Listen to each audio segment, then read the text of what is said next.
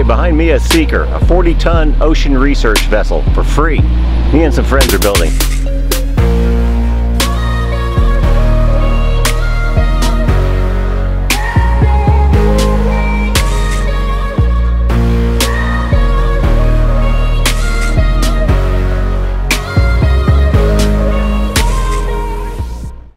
Alright guys, we're back on the SV Seeker project. We're going to be working on the tender today. So Doug got the new bell housing in and cut down. The starter should be working good. We're going to be testing that out. What's up, Steve?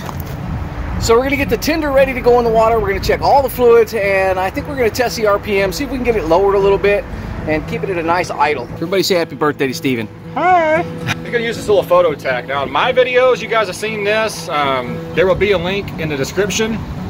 These are dirt cheap, they're like 10 bucks. All you do is take this little piece of reflective, stick it to anything that spins, you aim the little laser in here, directly where this thing is spinning, and it'll tell you how many RPMs you're spinning at. That's what he asked for, and this is what we're bringing. There you go. And Steven, as soon as I got up here, he's like, maybe I need a longer screwdriver.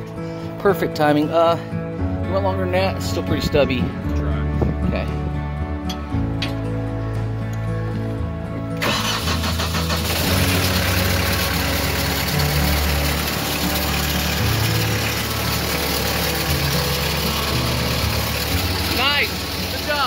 Sounds to me like the starter stayed engaged. Like as soon as we shut the engine off, you can hear like the starter like retracting. You can hear it.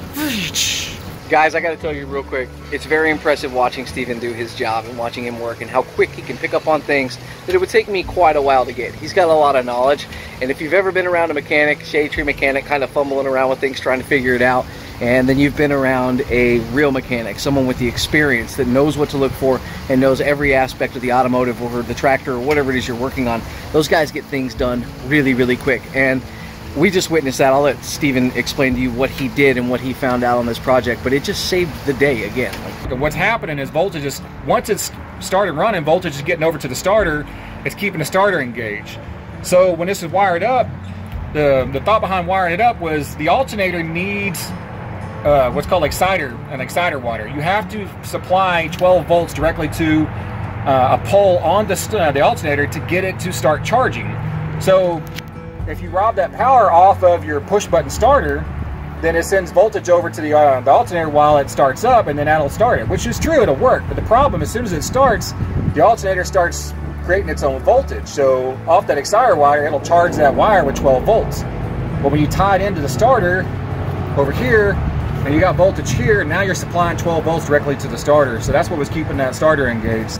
We figured out the exhaust leak on this is just that little block off plate. Doug's gonna make one out of steel. Apparently he's got enough steel laying around here. He's got a little bit of extra, so he's gonna do that. In the meantime, I need to pull this turbo because the turbo is chirping out. Now, one thing about turbo is that they get really, really freaking hot, and they're usually like the back housing, the exhaust housing is made out of cast iron, so the bolts are always seized in there. So if you ever work on a turbo system, you actually want it to come apart easy. Get you some knocker loose, the CRC stuff. I've used this stuff over the years, and it's fantastic stuff, man. And it smells good, which I know it doesn't make that big of a difference to a lot of people, but it actually has a good smell to it. All right, guys, so we have a cover here, and this goes on the EGR return on the tender. You can see it's got a little warp to it, and the reason it does is because it's aluminum, and what we're going to do is we're going to replace that with steel. You know, steel is going to be a little more heat tolerant. So I just quickly cut this out. You can see I've got all my marks, and went ahead and punched my center on my holes.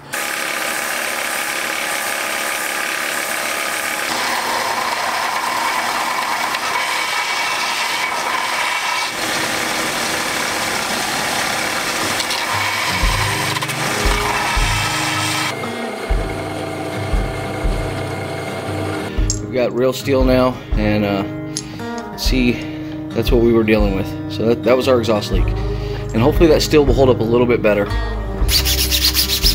Well, you want me to do that? I'm real good at it. No judgment. No judgment. Out of the darkness, into the light. Won't let it go easy, not without a fight. No matter the distance,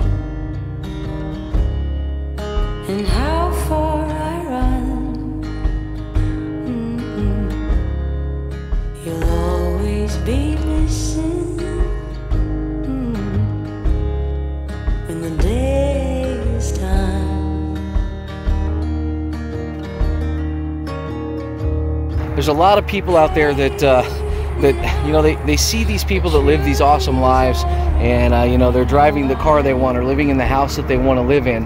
And the one thing that I say to you is that you have in your life only what you put in it. So this is here and this is happening because this is what Doug has chosen to do, and he's doing it, and that's incredible.